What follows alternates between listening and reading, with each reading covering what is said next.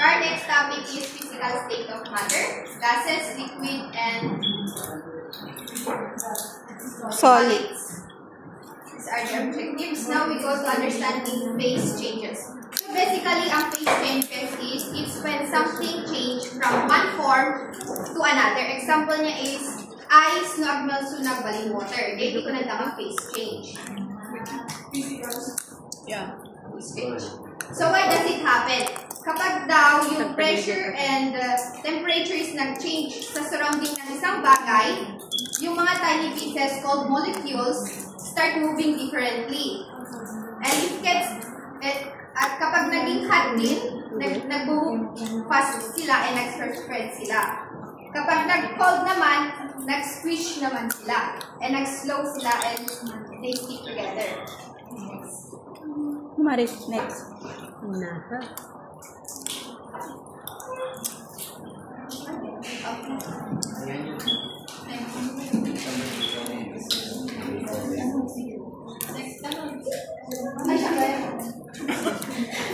And then these are the observable phase change. So basically, solid,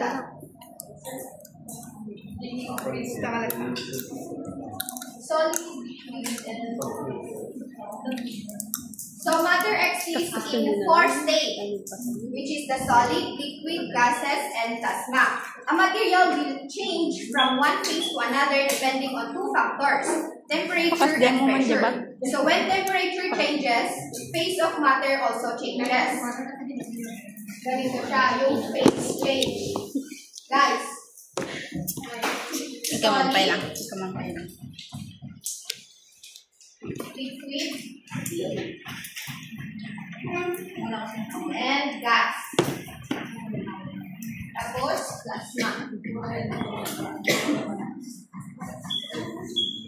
Kapag si solid nag-change into liquid, that is called melting. And then kapag si liquid naman nag-change back into solid, it is called freezing.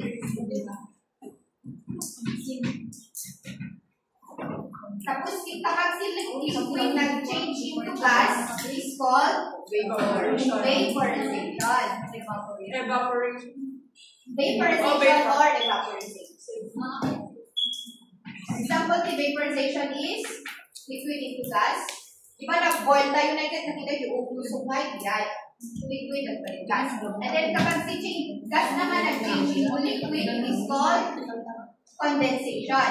Nakita yung nag-tabel kayo si ICJNT water kat create nga ni liquid JNT water gas ay water glass is called condensation. And then kapag si gas naman nag-change into liquid is called deposition. Deposition. And then kapag nag-change si solid into liquid, it is called sublimation.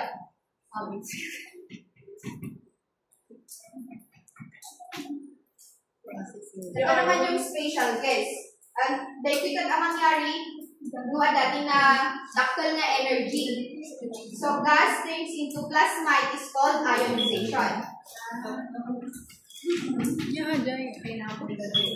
Taktal na ion, taktal na energy. And then kapag si plasma naman nag-change into gas, it is called recombination.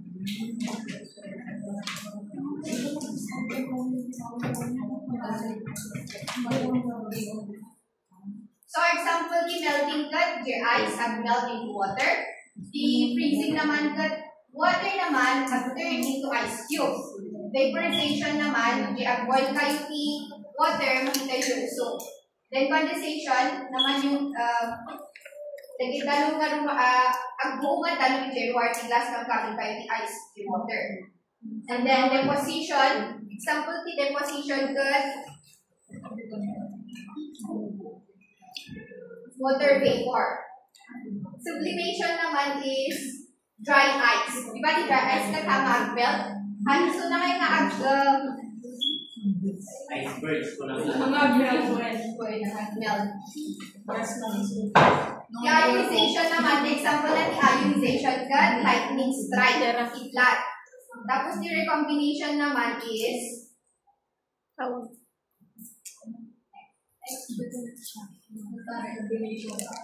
Our next slide. Properties of liquid. Next.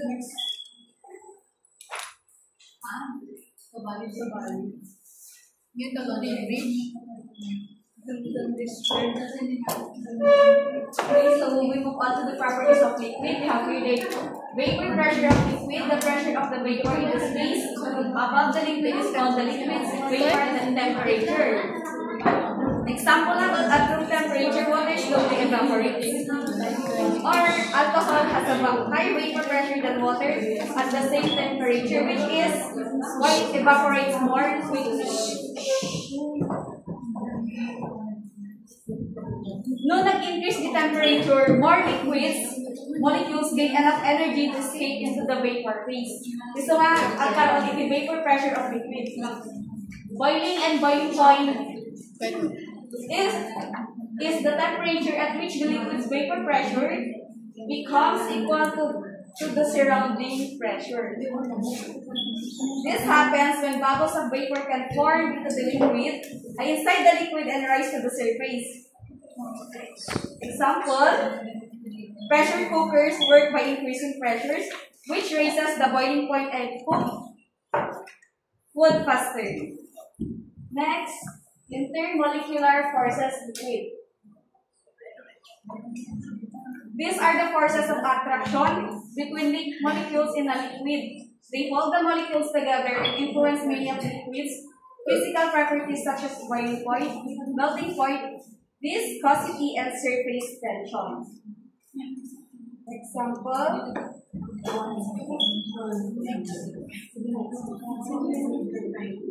London dispersion forces.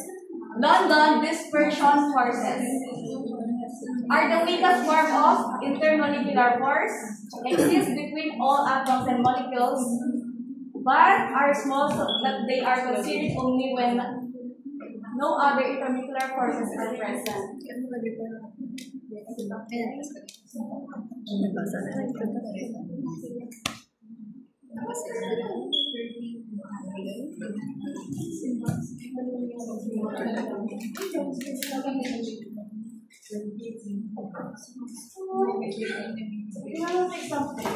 For example, between water molecules, London dispersion forces exist. However, water molecules often have a permanent polar attraction that is so much stronger than the London dispersion forces that the London dispersion forces is negligible and not stated.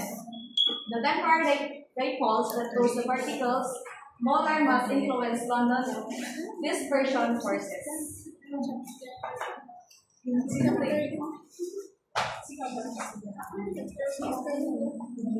Dipole to dipole interaction occurs between two polar molecules, water and ammonia. Hydrogen bonds. The polar attractions between polar molecules are nearly 10 times as strong as regular polar attractions. It distinguishes them from regular polar attractions. Keep in mind, however, that they are still polar attractions, albeit powerful ones.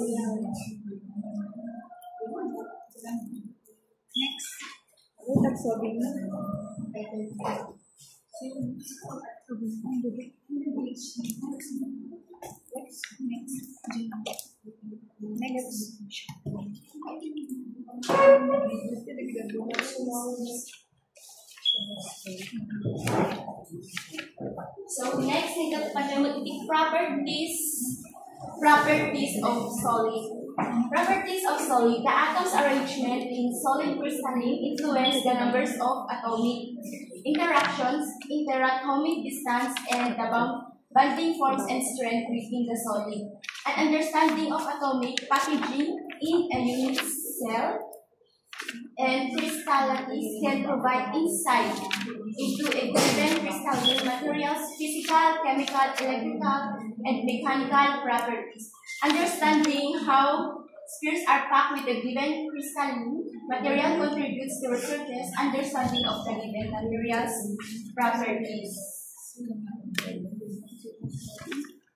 So, crystal structures. Crystal structures reflects the atoms which make up crystalline substance or periodic.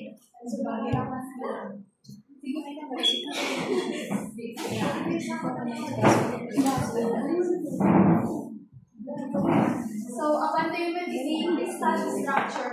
Crystal structure reflects the atoms which make up the crystalline substance and the periodic pattern regarded as true solids, the particular arrangement of atoms or molecules within a crystalline solid. So the crystalline structure method defined as the particular repeating arrangement of atoms or molecules or ions throughout a crystal. So jay kuna na nga arrangement Michael adati makon kuna nga order repetition can pattern. Example na may dito yung sodium chloride or NaCl. Kaputa awan niya mukha doon pakita ka natin yung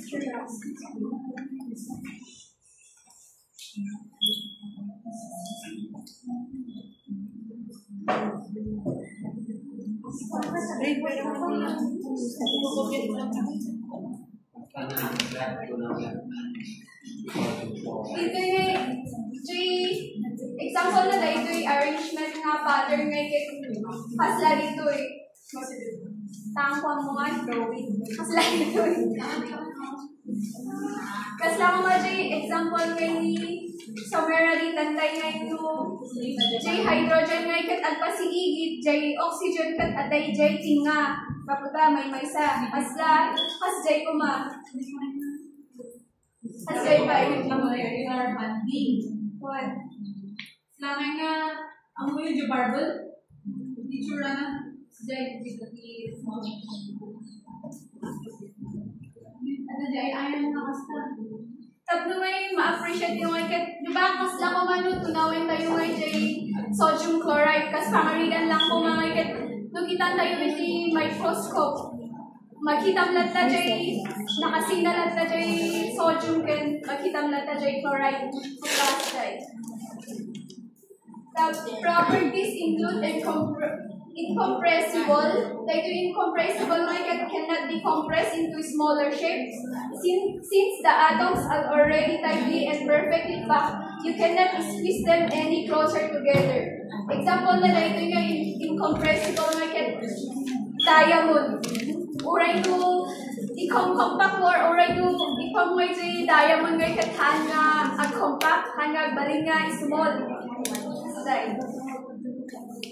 Tapos dahil yung distinct melting point ngayon, if you hit a crystal, all those identical strong bonds break at the exact same temperature. It has one specific temperature where it turns from solid to liquid. Example na may dahil nga distinct melting point ket ice. Diba no, matunang may ice ket agbaling nga liquid. So nga wala na nga solid to liquid. Refractive index, how much light bends when the structure is passed through. Example na ngayon, the sparkle of a quartz crystal or a cut gemstone, the perfectly ordered rows of atoms forced to light to slow down and bond in predictable rays, allowing the crystal to reflect and refract the light brilliantly, giving it fire and sparkle. Conductivity, how well electricity conducts.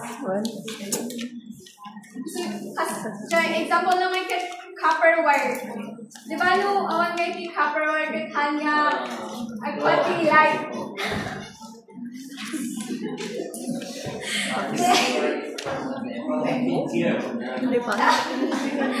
Those crystalline solid exhibit cleavage. When broken apart, the pieces will have flat surfaces or straight edges.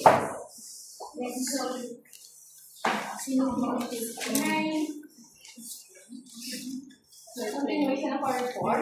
I'll just go back with the solid. Okay, so for the Solid is a state of matter characterized by a definite shape and volume, meaning it maintains its own form and does not change to fit a container. Okay, so we have two types of solid, which is the crystalline, was reported by my colleague, and the other one is the amorphous. It's a solid without structure that the particles do not have a lattice pattern that repeats. Does not have a melting point but is observed to be steadily melt over a range of temperature into a smooth, malleable state before fully transforming into liquid gas. Think of a candle wax or a molten gas. If the candle melts, it will not go back into the original shape. Okay. So the solids such as a glass, gels, rubber, and moss. The examples are soft rubbery types, mayonnaise, chocolate, moss, rubber, held together by intermolecular forces.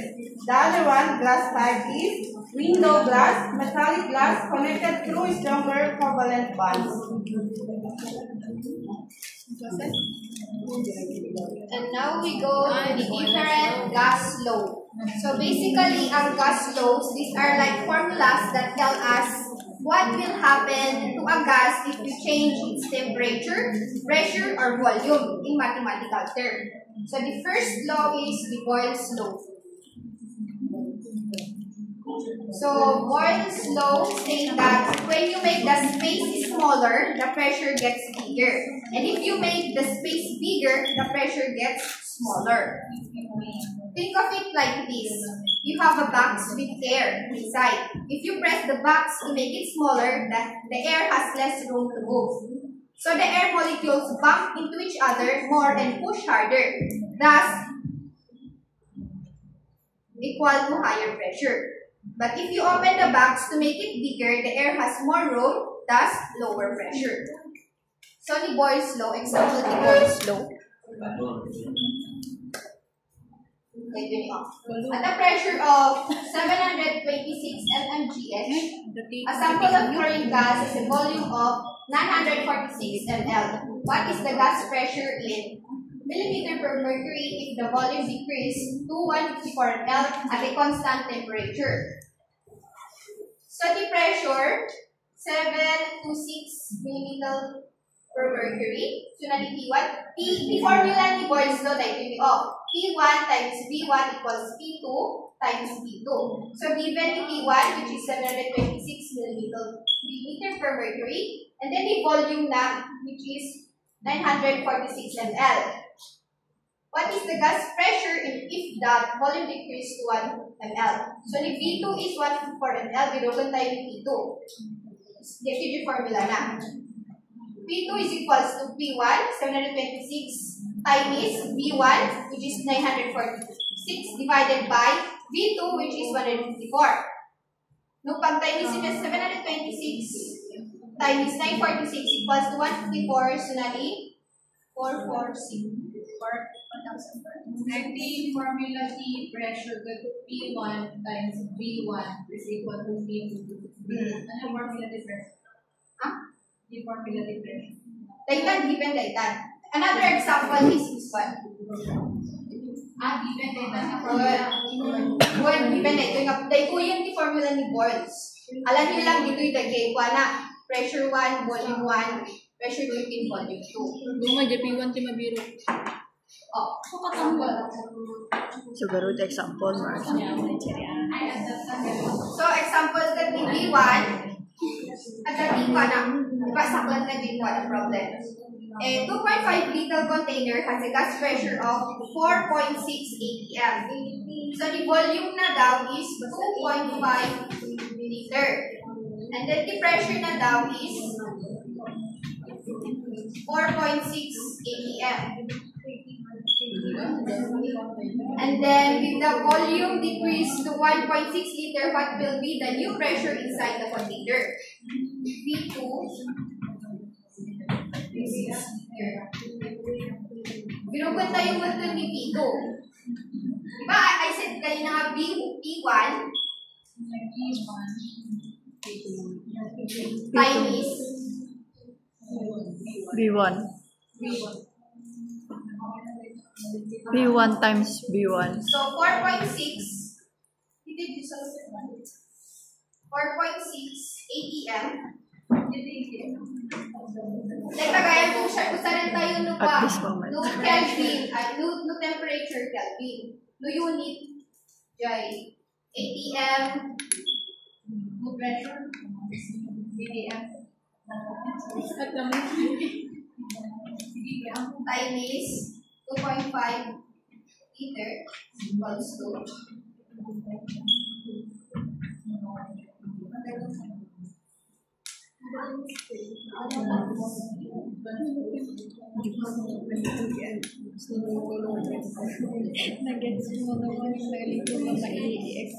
basta yung pressure, diba? 726. Sila ni P1, pressure number 1. And then yung volume 1, 946 ml. Pressure number 2, 1 means susubiro pa tayo. Yung volume, 154. That should be 11.5 liter. Huh? Please, supplement the anticords.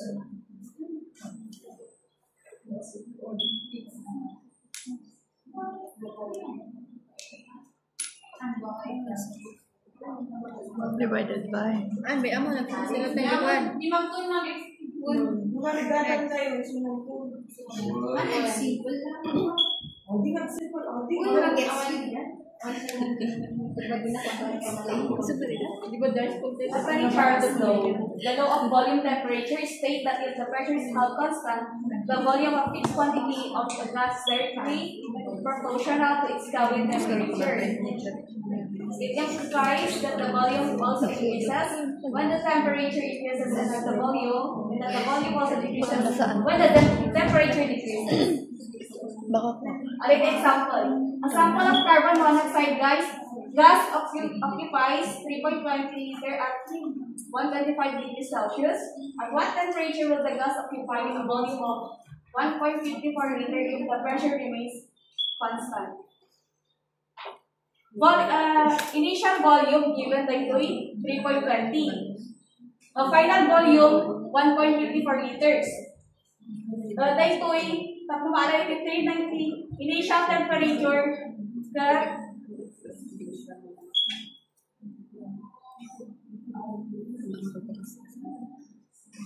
dito yung given 125 degrees Celsius plus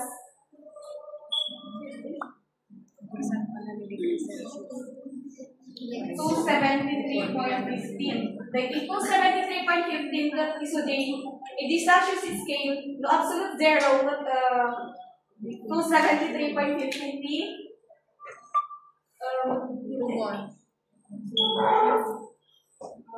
value na. So, dahil 125 plus 273.15 that 398.15. So, data initial volume na. Kapag di ba may biro ko, dito final volume. Dito formula na.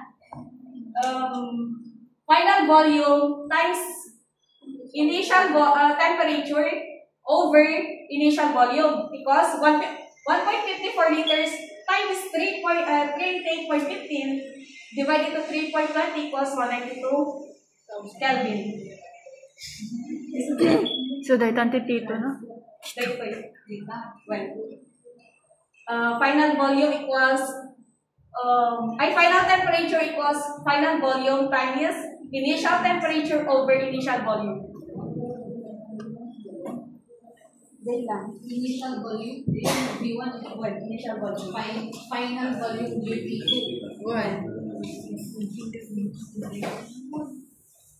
So next, we got a with the combined gas law. The combined gas law is an expression obtained by combining Boyle's and Charles' law. Mathematically, according to the law, a change in pressure, temperature, or volume caused by changes in the other two variables may be determined. So, example naman yung ditoy.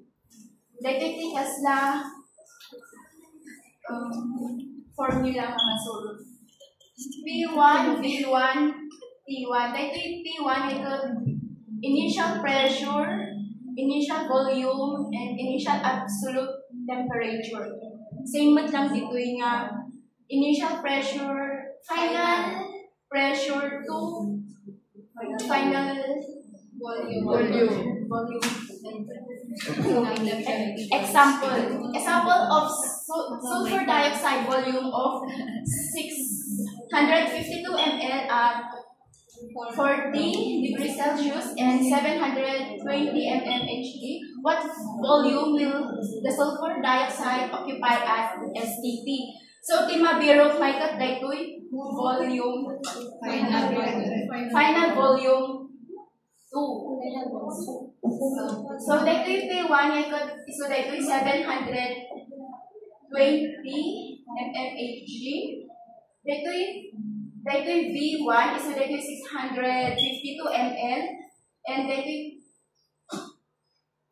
P2 760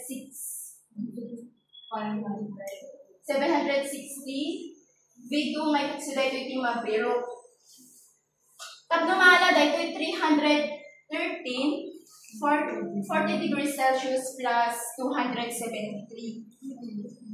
Dito gamit 273, it's supposed to be 273.50. Dito to convert the temperature from Celsius to Kelvin, you add 273.15 to Celsius value. So the explain that at time before. So di ay so nga naala di ay 313. Same mo lang dito eh.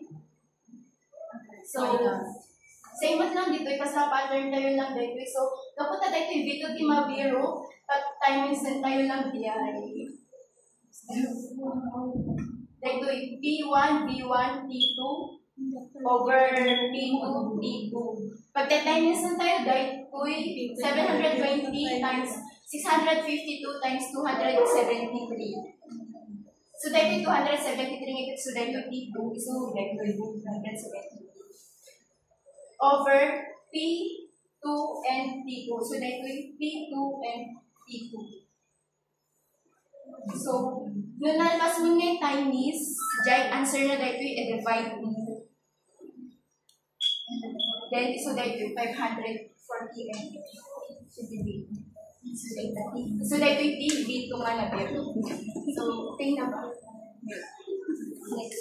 Next.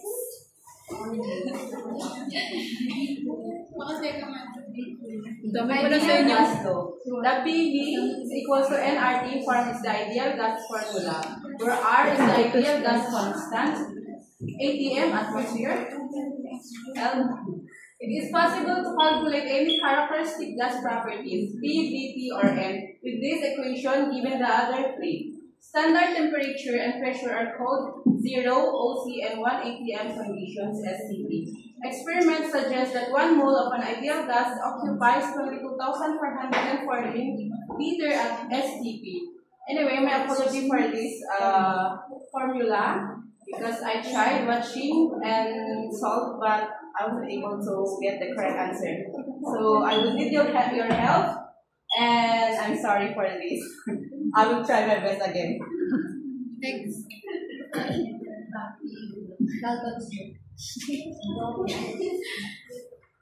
So, pantayo ni Dalton's law. Dalton's law of partial pressure. The law of Dalton's partial pressure shows that the total pressure exerted by gases is the sum of the equal gases partial pressures. Acceleration pa yun.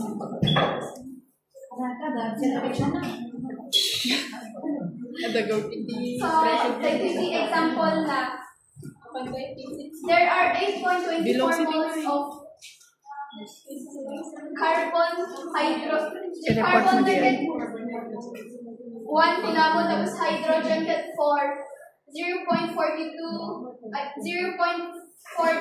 moles of C2H6 and 0.116 moles of C3H8 in a natural gas example. If the gases have a total pressure of 1.37 atm, what is the partial broken pressure? C3H8. So, the 2J formula na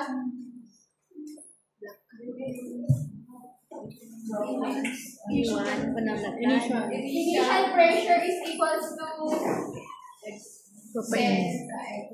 dahil gamit x1 may kat mole fraction tapos dahil p kat total pressure. So, the initial pressure na is given nga 1.37 atm. So, i-broken tayo partial propane pressure. So, propane is equals kaputa dahil i-broken tayo, isugat i-alan tayo dahil 0.116. Santong di-divide iti 8.24 plus 0.421 plus 0.116. No, pag-plaplasan mo dahil na ikat through 8.777 moles. So, 0.116 divided by 8.77 moles is equals to 0.013.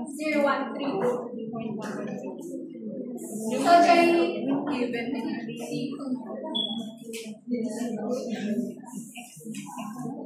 nuggets?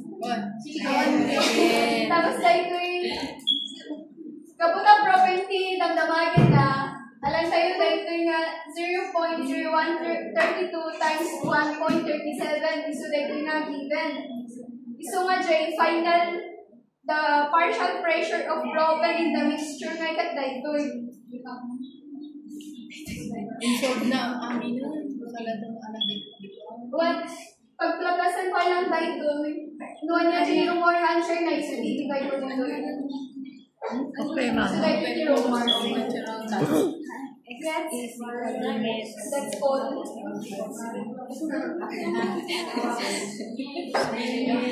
Gamsamida, gamsamida.